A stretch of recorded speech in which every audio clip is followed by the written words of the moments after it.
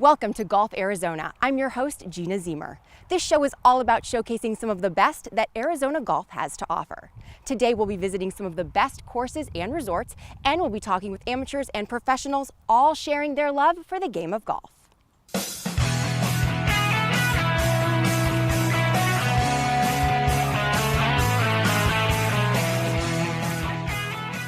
Casino del Sol Resort is an entertainment oasis in the Sonoran Desert.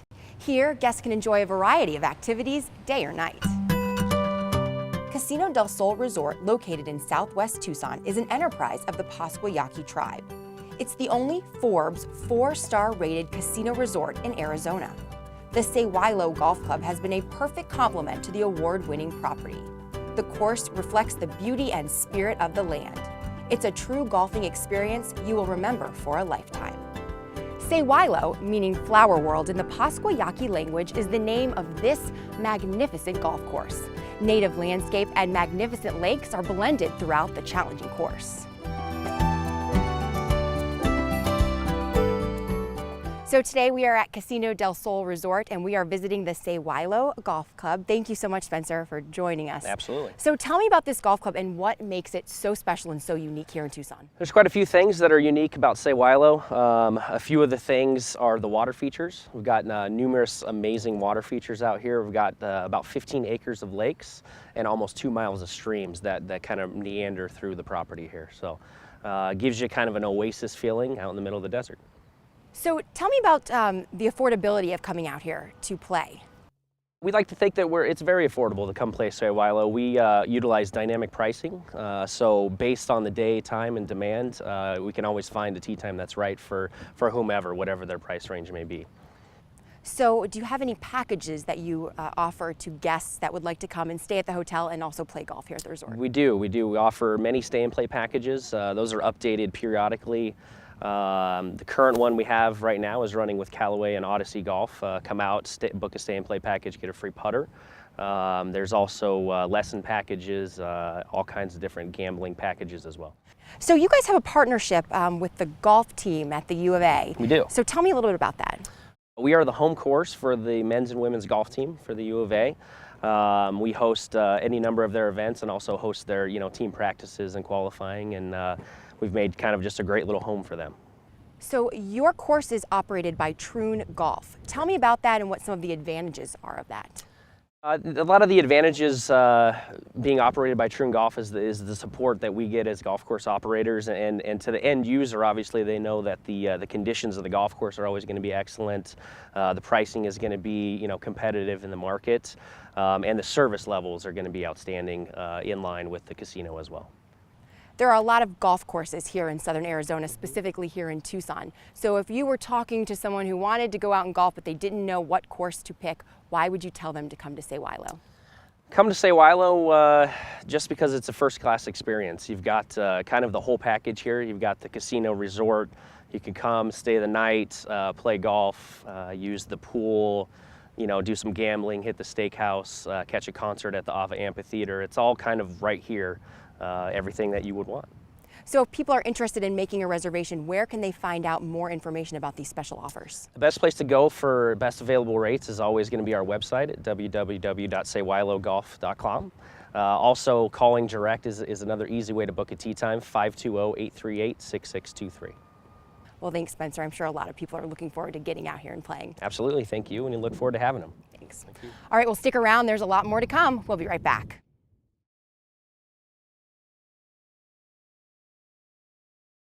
Well, Glenn, thank you so much for joining us today.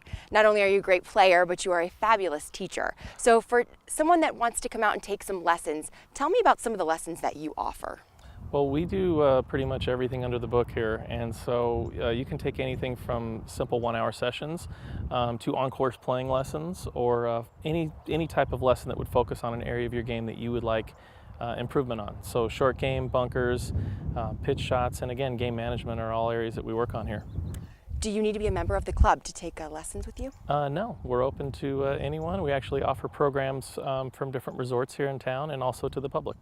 So it can be a little intimidating for a first-time golfer when they want to start learning how to golf, but this is one of those sports, one of those games that it's a lifetime of learning. So what would you tell someone that is beginning, that's maybe just starting off, maybe not to be scared, and that everyone's got to start from somewhere, and it is definitely a learning game no matter what age you're at? Right. Well, my first advice would be start out with some group lessons. Start off with friends or people that you know. If you don't have friends that want to play, again, a group lesson's a great way to be less intimidating. And then you can also find what style of teacher that you like, and then you can move towards private coaching for the future and be a little more comfortable with that. So tell me about fitness and the role that that plays in the game of golf. Well, range of motion for the body is really important, and so fitness is a piece. We're all different. Everybody out there is different flexibility levels, different strength levels, and so that being the case, we don't require that, but we do test and we see where you're at with your flexibility and your fitness levels. We also have that conversation with our coaching programs to enhance your game. So looking for that certain teacher, I'm sure every student has that teacher that makes it a perfect fit. What is your style of teaching? I don't know if I call it a style. I'm pretty organic. I like to be very simple. A lot of body awareness. My ultimate goal is that everyone I work with becomes their own coach. They coach themselves. And so if you understand what's going on with your swing or your technique or your game in a particular area, that's powerful. And you take that with you. And so again, my ultimate goal, whoever I work with, is that they become their own coach. So the short game, very important in any game of golf. It's where you can save the most strokes during a round. Absolutely. So could you give us some tips maybe on what we can do for our next golf game so we can improve on our skills? Absolutely, be happy to show you some putting tips. So we're here about 10 feet from the hole, and I want to talk to you today a little bit about some putting tips and guidelines that'll help you with your game. So one of the main things that players tend to miss when they're putting is the space between your golf ball and the end result, the hole. Eyes tend to go from the ball to the hole, neglecting to look at the area in between. That path to the hole is the most important piece. So as a player, you want to navigate the path to the hole as one of your #1 routines in your setup. So the next thing is, what kind of stroke or motion do we make through the ball? Now, when we use the upper body to control the putting stroke versus the hands and the wrists, the small muscles, we tend to have a better, more consistent roll on the ball. So a rocking motion that's created from the shoulders with very little hand action will help you create that accelerating putting stroke that remains accurate and true to the path that you'd like the ball to travel on. So I'd like you to consider incorporating those tips into your putting regardless of the length of the putt. And keep in mind that when a putt is longer, the path to the hole could be wider than the hole if necessary. So when it gets in closer, it might be as wide as the hole. You get 20, 30, 40 feet away, you can create a little wider path to give you some freedom in that putting stroke. Because once again, the goal in putting is always 2 putts or less on every hole. So when we incorporate those tips that I just explained, it might look a little something like this. Once you're over the ball, you're grounded and connected and balanced. Your eyes travel down the path to the hole. Your eyes may come from the hole back to the ball.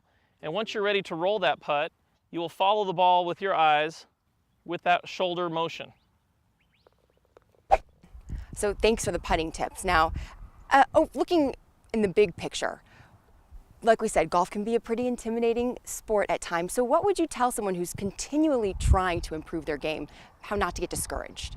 Well, the biggest thing you can do really is make a plan for every golf shot. So regardless of your golf shot, putt, chip, whatever shot you have in front of you, make a plan for that shot. And even if you're not sure if you can do it, because if you have a plan, you have a chance. If you get up there and hit and hope, well, results are going to vary quite a bit. So make a plan for every shot you have in golf, and you'll see some results. Great tips. Thanks, Glenn. You're welcome. All right, well, stick around. There's a lot more to come. We'll be right back.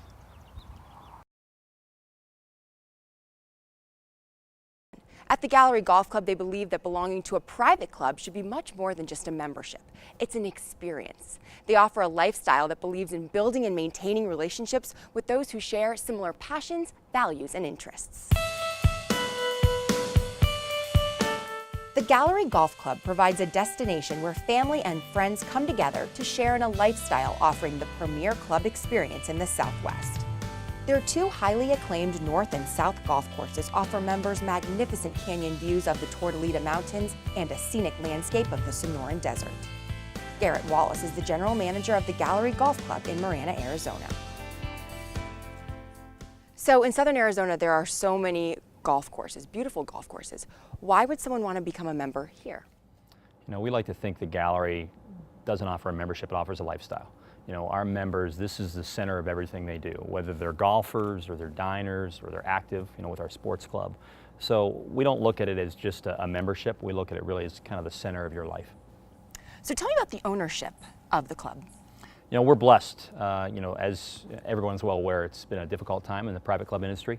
You know, our owner, John McMillan, and his family have been owners since the onset. They were the original developer, and they've stood behind the project from day one. So to have that kind of backing when you see other facilities, not only in Southern Arizona, but across the country, who have gone through 3, 4, 5 owners, bank ownership, to have that ownership here that's really stood behind the vision that Mr. McMillan had early on, and to stick with it and to see it through, it's been great. And we're certainly, you know, it's an honor to work for them and to work with them.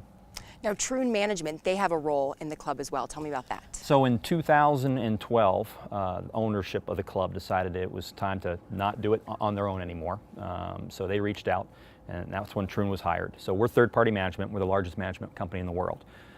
And our role is really overseeing the day-to-day operations of the club. You know, we work with ownership, answer to ownership, but we're involved in managing every facet of the club, from the agronomy to the golf, food and beverage, and our sports club. So we like to call it one-stop shopping. So it's a big job, but you know, to have such a great facility, great members, and we inherited a tremendous staff. So it's really been a win-win situation. It's been a lot of fun the first 2.5 years we've been here. So you kind of touched on it in the previous question, but the advantages of that partnership with Troon, tell me about some of those for the club. Well, you know, I think management companies sometimes get a bad rap, especially in the private side of things. You know, Troon, probably about 6, 7 years ago, we really started getting into third-party management of private clubs. We've been the industry leader on the resort and daily fee side for over 20 years.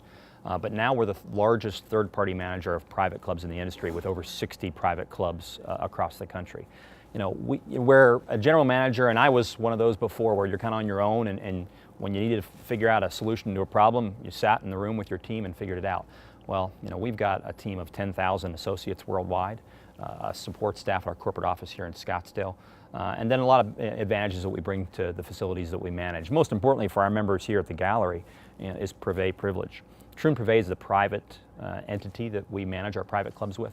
And so members at the gallery have access to 47 other private clubs around the world for just a cart fee. And those members have access to the gallery. So it's a great reciprocal program. There's nothing like it in the industry. And in 2013, members of the gallery played more Privé rounds than any other facility we manage. So our members are definitely taking advantage of it. That's wonderful. And you said around the world. Around the world. We're in 32 countries. Wow. So I had the good fortune this past spring. I actually was in Abu Dhabi for a conference for a week. So we manage facilities from Australia to the Middle East to London. So we truly are a global brand. So for membership, those interested in becoming a member of the Gallery Golf Club, tell me about some of the options that they have. You know, it's a diverse option that we have. You know, we've got great opportunities. It's a great club, whether you're a golfer and it's going to be all about the golf, or you're really looking for that lifestyle. So we have 3 basic options. It's our full membership, which gets you access to everything that we have. Then we have our sports club, and our sports club, for the active lifestyle. It's got an Olympic-sized swimming pool, active fitness floor, classes. It's a phenomenal facility, and it's a great entry point for folks looking for membership, especially with a lot of our snowbirds that aren't here year-round. And this past year, we introduced a new membership called our Sports Club Plus, which gives our sports club members a little more expanded access to the golf course.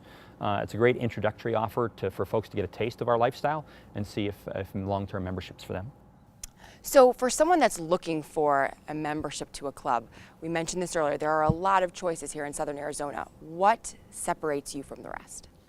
Well, I think it's the family nature of our club. You know, when you join the club, you're immediately embraced into the family, and not only from a staff standpoint, but from our members.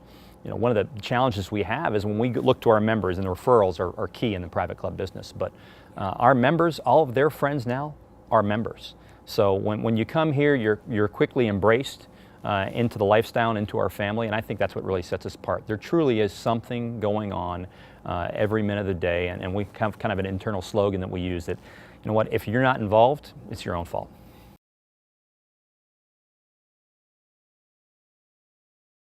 The PGA of America, founded in 1916, is the world's largest working sports organization, comprised of 28,000 men and women golf professionals who are recognized as the experts in the game and business of golf.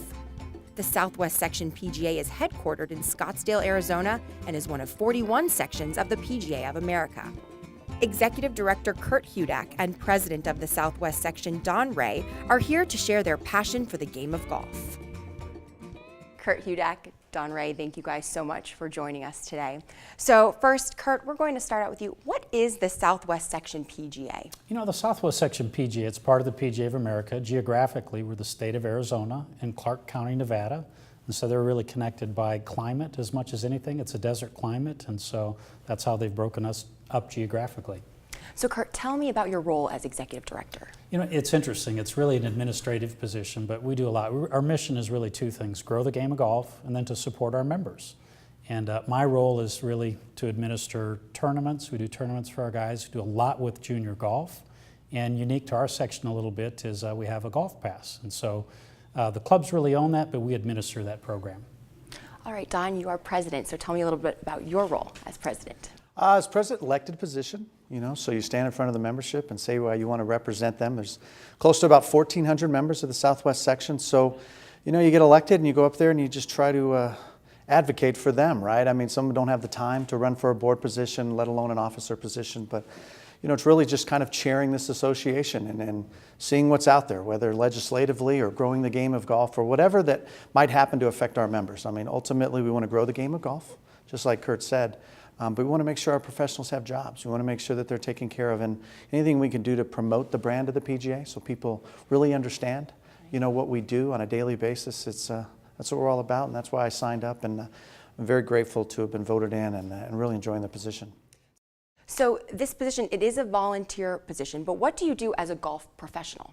Well, first, I'm a dad and a husband, right? I mean, ultimately, that's what we're trying to do. I'm one of the owners of Augusta Ranch Golf Club. It's a par 61 golf course in Mesa, Arizona. A lot of the winter visitors come out during the winter, and then the summer, we just go to all the junior stuff. So, you know, acting owner, operator, Jared's just the GM. You know, if I got to pull a card out, I pull a card out, ride around with the superintendent, talk to some of our loyal guests, and, you know, put together a flyer. Whatever it takes as a small business owner, that's what you do, right? I mean, you wear a suit, you wear some slacks, you wear some shorts. Whatever you're doing, you're just trying to make your place better.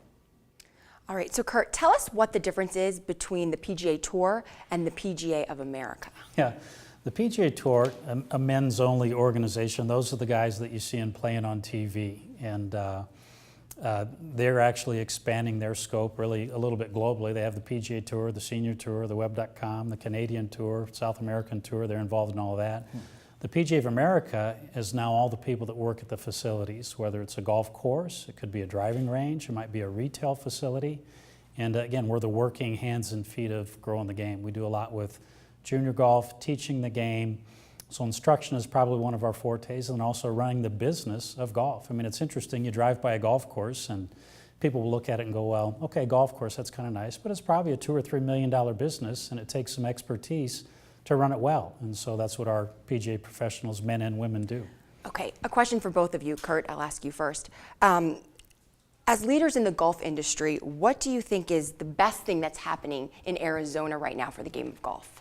Well, probably the best thing is just the quality and number of golf courses. This really is a great destination place, and I know that for tourism, it's a great attraction. It's interesting, the CVBs recently did some surveys about, you know, what do people book first, the resort or the golf? And they found that golf came first. Really? And so as a result, the Scottsdale CVB has included golf as part of their marketing program, and we're expecting some great results of that. So the quality of facilities, and then just really the quality of the professionals that work here. Just a lot of talented people instructor-wise, a lot of good business people. It's kind of a mecca for business and creative ideas, and so we see a lot of unique things to golf come out of our market. Don, I'll ask you the same question. What's the greatest thing happening in Arizona right now for the game of golf? The climate. Yeah. I mean, really, this year there was hardly any rain, right? And this was a good year. You know, this was a good year for the Phoenix Open. It's a good year. Anytime that you can showcase what Arizona's climate is, that drives people to us, and they're playing golf. I mean, It's $3.4 billion economic impact of what golf brings to the state of Arizona. Now, one thing locally, I think, for Arizona is I really see the First Tee of Phoenix is growing. What a great program. $60 a year. You get 2 clinics a week. I mean, that's affordable for everybody. And, Augusta Ranch just became a location just because you want to try to get to everybody, and this gives you a chance to do that. So I really love what's going on with our golf professionals. They're getting back out onto the golf course. There was certainly a time where they were in the back room doing spreadsheets all the time, and that's not what we do. What we do is we go out there and walk the line. We go out there and talk to golfers. We inspire them. We feed off their passion, and they feed off ours. And so when I see golf professionals out there giving lessons, and we're growing the game, that's what I really think is encouraging about Arizona right now. I love to see the golfer development programs that are going on. Some great national initiatives, but I'll tell you what, that guy who's at the Par 61 or the very low-end facility, and he's giving that Saturday morning clinic, that guy's impacting that area around his facility. And that's what's exciting to me about the golf in Arizona right now. And I think touching on that, as the person coming into golf, when you see that interaction, I think it drives both sides to want to be more involved and continue the game and just to grow what's happening here in Arizona. Absolutely. This is why we get in the golf business. We like to play, but I'll tell you what, most golf professionals, I would say maybe all of them, they love people. That's why we get into it. That interaction. Absolutely. Yeah. Oh, yeah. So we mentioned what golf brings into the state money-wise. Obviously, it's a very important piece of Arizona. So expanding more on that, golf and Arizona, what does that bring to the state? I try to tell everybody since I've been president, right? Less than 3, more than 3, 6C, right? And what that means is just that right now we use less than 3% of the water in the state of Arizona. Not many people know that. We are the best stewards of water in this state, less than 3%. More than 3, $3.4 billion economic impact. I mean, that's impressive. Agriculture industry, they're huge, $7 billion a year, that's outstanding. They use 70% of the water. Less than 3, more than 3. The 6C, anybody who grew up in Arizona, they learned in class the 5 C's of Arizona. Well, I think courses should be the 6C of Arizona. We are driving people to this. And another thing I tell everybody is 4 days, 4 months, forever. And what I mean by that is that a lot of people come out here for a 4-day golf trip. They have a great time. And they end up being 4-month winter visitors, which are great for our economy. And then pretty soon they got to make a decision where to live full time. And if they stay out here, they're forever residents of Arizona. These are great residents to have. They're out, they're helping our economy. So I think, just trying to enlighten golf professionals and say, hey, we do a lot of great things. We are this one-man Convention and Visitors Bureau at our little facility, trying to own that 15 or 10 miles around our facility. But ultimately, we're helping the state. So less than 3, more than 3, 6C, and then 4 days, 4 months, forever. That's such a good piece of information. You have these golfers that come in just for a few days. They end up staying for a little bit longer. They end up getting a vacation home. And not only is that impacting the golf industry, but that's impacting businesses, restaurants, everything across the board. All right, Kurt, so what do you think the most important thing is that the PGA can do to continue to grow the game of golf here in the state? They continue to provide a quality experience for anybody that comes. I mean, just like Don mentioned, it's a 4-day trip, and we lure them into being here forever. So quality experience, and then from a PGA professional standpoint, continue to be great instructors to the game. I know that they love playing, and I think a lot of guys love teaching the game as much as they do playing. It's great to hit a great shot, but you even get a better feeling when someone you're teaching hits a great shot, and you can share in that excitement. It's really cool. So, Don, what is one thing that you would want someone to know about what it takes to run a golf course? It's so many businesses in one. You've got a retail outlet. You're trying to sell clothes, right? So that's hard. You're a landscape company. You're trying to maintain 80 acres of grass. You're a marketing company. You're in the back, just putting up those flyers. Most courses don't have big marketing engines behind them. It's Don and his wife, Karen, kicking out flyers. That's what we do. And we come in, though, and we see pristine greens, and we just, friendly people. So I don't think a lot of people realize what it takes to operate something. It's huge scale. No doubt. And a restaurant. You're trying to run a restaurant, right? And right now it can't just be an amenity for the golfer. It just can't sustain itself that way. So a lot of innovative operators are out there right now, just building relationships with other restaurateurs, making sure that only the best are running what we do. But ultimately, we see the PGA professional kind of overseeing all of that. I mean, we're supposed to be the experts in the game. That's a tall task. It's everything from fixing a club, fixing a swing, or fixing a golf cart, or, fixing maybe a relationship between the men's club and women's club. I mean, it's always something, right? But it's just, like Kurt said, $1 million business, there's a lot going on. And the margins aren't where everybody thinks they are. Listen, we don't want to overwater the golf course. We're the best stewards they are, and water's expensive. We need people to be loyal to us, and unfortunately sometimes we get caught in price wars with other golf courses. That's kind of a bummer, Ultimately, there's a certain cost to running a golf course. The margins aren't where they're at. I'm telling you, everybody thinks we're killing it. Oh, Don, you're a golf course owner, you must... No, man, I'm just making it. But I'll tell you what, I love the flexibility of it, and I love golf, and I love people. That's why I do it. So I think if, the guy walking around, the golfer, he got to sit down with the golf course operator and said, hey, how are things going? And hey, what are you going to do today? He would see this variety of things that is on his list that he's got to do. And maybe it's meeting with the mayor. Maybe it's meeting with the principal of his local school. Maybe it's just him meeting with a parent of one of the juniors who threw his club, and we've got to talk about that. So those are things that we do, and that's what's cool about it. Once again, lots of hats that we're wearing. Right. That's what I get out of it. I love that part of it. I couldn't just do any one of those. It would bore me. But to do them all, I think, is really cool. And I think, you give a golf course operator enough time to talk to a golfer, and he would see the passion that we have. They go, wow, this is really a cool industry. This is a cool sport. And, how do I get more involved? And that's what we need to do. We just need to spread the word, because it's a good word. We just need to spread it. No 2 days are the same, I would say. Never. Right? I could tell you from, we just had a lot of rain out here. Oh my goodness, right? So you're dealing with that. And then on the president's side, we're having to move the dates of the section championship. Holy smokes. Dealing with allied associations. But that's just what we do. All us allied organizations of golf in Arizona, we work together, because high tide raises all ships. And so we're all just trying to make sure that golfers have a good experience and they play on good golf courses. And that takes everybody. It takes the superintendents, it takes the head pros, it takes the club managers, it takes them all. Kurt, does the Southwest Section PGA work strictly with professionals, or do they offer anything for an amateur golfer? A significant number of amateur events. If you look at junior golf, that's typically all amateurs. And we have a Ping Junior Series, which is a high-end, very competitive series that we run. In addition, we have the Antigua Junior Tour, which are very affordable opportunities. And we do that. We break our section into 12 districts, and they each do 5 events in the summer. And they have a program here in Tucson, the Ricky Rarick program, it's a junior program, and it's been in place for more than 60 years. So 60 years of growing junior golfers out of here. I know that Michael Thompson came out of that, someone who plays on the PGA Tour, so that's pretty cool. For adults, we host competitive events, the Arizona Open, the Senior Open for Arizona, the Sedona Open. Those are all opportunities for amateurs to play. And in addition to that, we do pro-ams.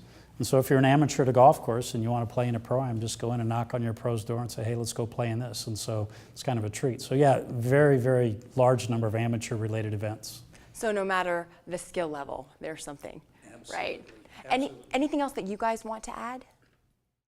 I think in particular, you don't have to be great to play golf. So many people, certainly there's the competitive side, and you see that on the PGA Tour. But for most golfers, it's completely social. It's an opportunity to go spend some time with family or friends or pals or buddies. So whether you play competitively or not, it's a great environment to spend some quality time with people you like. I like my little short words, right? But family, fitness, and fun. I really think those are things that we need to talk about. My daughter's 12 years old, and I certainly enjoy coaching her softball team. That takes me away from playing golf, but that's the way it is, right? But her and I can have a great round of golf. It could be 6 holes. It could be 9 holes. It could be 12. It could be 18. It doesn't matter. That's the time you're spending with your family. And then everybody's looking for some kind of fitness aspect. Walking 18 holes, that burns a lot of calories. These are things that our kids can do. Even if you're doing a golf tournament where, hey, we're going to play golden tee for 9 holes and then play real golf for 9 holes, that's cool. And I think the fun aspect of it is just getting back to that. I think sometimes golf instruction is, with all this technology, we can diagnose a swing down to what the hinge flex is at the top of his swing and where the club face is aimed. You know what? I don't think anybody who shoots 120 cares about that. But they certainly love playing golf. They play every week, right, Kurt? I mean, it's amazing. And so I think you'll see a lot more golf coaching Once again, golf professionals getting out of the office, onto the driving range, onto the course, playing with people, showing them that this is a fun game. Don't get so crazy about what your swing looks like. Who cares? Just move the ball forward, make some putts, give some high fives when that fourth guy makes the putt on a scramble, right? I mean, all those things are what golf's all about. It's just technology's got us so convinced that we have to get the best possible rate, or else, man, I could have got cheaper. It's not about that. What was the experience that you're having? You know, you're having a great time at this golf course, and it doesn't matter what you shoot. Just go out there and play. Add them up when you're all over. Go in there, you know, have a grilled cheese sandwich and a hot dog with your daughter, whatever it takes, right? Yeah. But it's family and it's fitness and it's fun, and we just got to keep pushing those aspects of golf because, listen, everybody says golf is, you know, it's hard right now. Participation rates are going down. Okay, but club sports are they're a tough competitor right now. I know so many of my friends where their kids play on soccer club teams, softball club teams, baseball club teams. You're going out of town every weekend. Okay, we get that. But just mix in some golf. These are some times where maybe kids are focusing on one sport so much that they get burned out at an early age. Maybe just bring them out for 9 holes, give them some other thing. There's lots of Nice release, scholarships, too. right? Yeah. And there's scholarships out there for Yeah. golf. I mean, baseball, those sports are crazy competitive. Golf is competitive too. But let me tell you, there's a lot of golf scholarships that go unclaimed every year. And we can tap into that at the high school level, get them to think about that. So there's all kinds of opportunities for golf. It's a great second sport to have. You can play it for a lifetime. You talked about handicaps. That's amazing. You know, I can play against you on a level playing field. Whatever your handicap is, great. At the end of the day, I guarantee it's going to come down to the last hole. Can't do that in basketball. Can't do that in tennis. Right. You can't do that on some of these sports. So why not expose your daughter or son to a sport that you're going to play with them someday, forever? Why wouldn't you do that? I mean, to me, it's a no-brainer. So we just got to get the word out. Once again, I know we got the good word. We just got to get it. We got to get it out. And we're in a great place too. Absolutely. So, Kurt Hudak, Don Ray, thank you guys so much for joining us today, and thank you for what you guys are doing for the game of golf here in Arizona. Thank you. Thank you very much. We appreciate it.